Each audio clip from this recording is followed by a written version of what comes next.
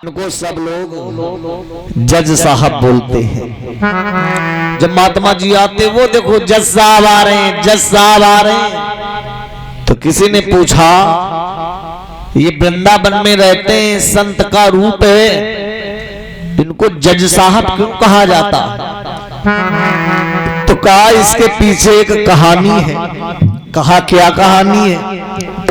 तो कहा किसी परिवार में एक भोला नाम का व्यक्ति रहता था। किसी परिवार में एक भोला नाम का व्यक्ति रहता था। भैया जैसा नाम था वैसे उसका काम नहीं था। यथा नामे तथा गुणी। भोला नाम था बड़ा भोला, बड़ा सीधा साधा था भोला। जय हो श्री राधे, जय श्री श्याम। भोला नाम था, बड़ा सरल, बड़ा सीधा साधा भोला।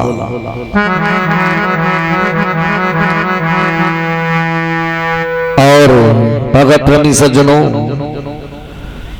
भोला के एक लड़की थी और दो बच्चे भी थे। भगत प्रेमी सज्जनों, और भोला नाविक था, नाव चलाता था। श्री राधे, नाव चलाने वाला वो भोला था। जय हो। नाव चलाना ही उसकी जीविका थी, उसी से गुजर बसर भोला करता था। श्री राधे, जय श्री श्याम, जय श्री राधे।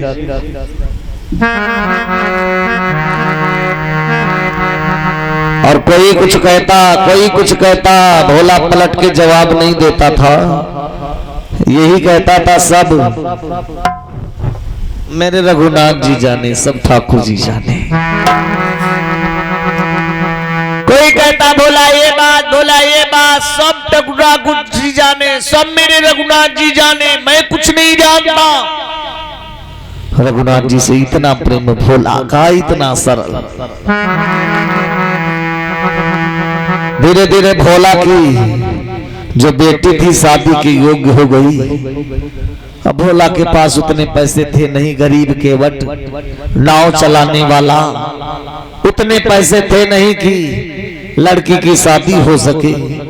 तो भोला ने अपने बच्चों से कहा चलो गांव के सेठ जी हैं, अमीर सेठ जी के पास से कुछ कर्जा ले लिया जाए, बेटी की शादी हो जाए।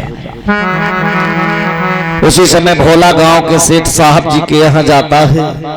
सेठ जी मुझे अपनी बेटी की शादी करना है, शादी है तो कुछ रुपए आप मुझे उधार दे दें। बेटी की शादी करने के बाद मैं मेहनत करके धन इकट्ठा करूंगा और आपका सारा ऋण चुका दूंगा।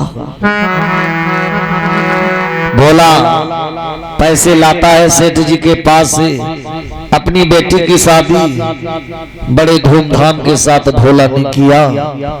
अब बेटी की शादी के बाद भोला ने खूब मेहनत किया, खूब परिश्रम किया, नाव चलाया।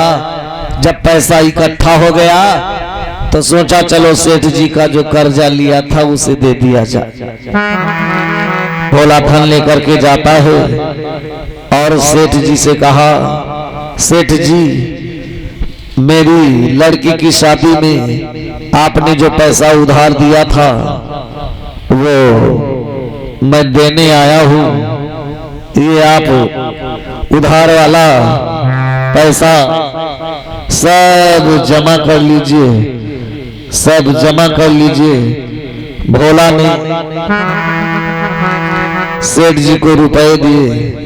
भोला ने सेठ जी को रुपए दिए। सेठ जी ने एक रसीद में लिखा, भोला का पूरा पैसा जमा, पाई पाई हिसाब बराबर, पाई पाई हिसाब बराबर एक रसीद में लिख दिया। और उसके बाद फिर सेठ जी ने पूछा भोला से, अरे तुम कुछ पढ़े हो, कुछ पढ़े हो? भोला ने कहा मैं जाति का मल्लाह केवट, मैं पढ़ना लिखना क्या जानू, मैं पढ़ना लिखना क्या जानू। सेठ जी को लालच आ गया। सेठ जी ने सोचा ये पढ़ा लिखा है नहीं, वो असली वाली रसीद जिसमें लिखा था केवट का पूरा पूरा पैसा पाई पाई हिसाब जमा, वो रसीद चुरा के अपने रजिस्टर में रख लिया, एक फर्जी रसीद बना के दे दिया। सोचा ये पढ़ा लिखा है नहीं। सेठ जी को लालच आ गया। बोला रसीद लेकर गया और सीधे रघुनाथ जी के मंदिर में चढ़ा दिया। सब रघुनाथ जी जाने। थोड़े दिनों बाद सेठ जी ने भोला के खिलाफ मुकदमा कायम कर दिया। भोला ने बेटी की शादी में रुपया लिया, आज तक वापस न दिया। अब तो सम्मन आने लगे। हाँ, वारंट कट गया, ढूंढा गया भोला को। सिपाही आए। भोला ने कहा तुमने सेठ जी से रुपए लिया था? हाँ लिया था हुजूर। कहा कोई प्रमाण? कहा मेरे प्रमाण रघुनाथ जी हैं। भोला ने कहा मेरे प्रमाण तो रघुनाथ जी हैं। अब तो रघुनाथ जी के नाम सम्मन आ गए।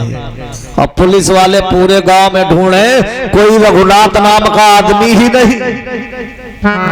किसी ने कहा रघुनाथ जी का मंदिर जरूर है। सिपाही पहुंचे मंदिर, रघुनाथ जी के पुजारी बैठा था। तुम रघुनाथ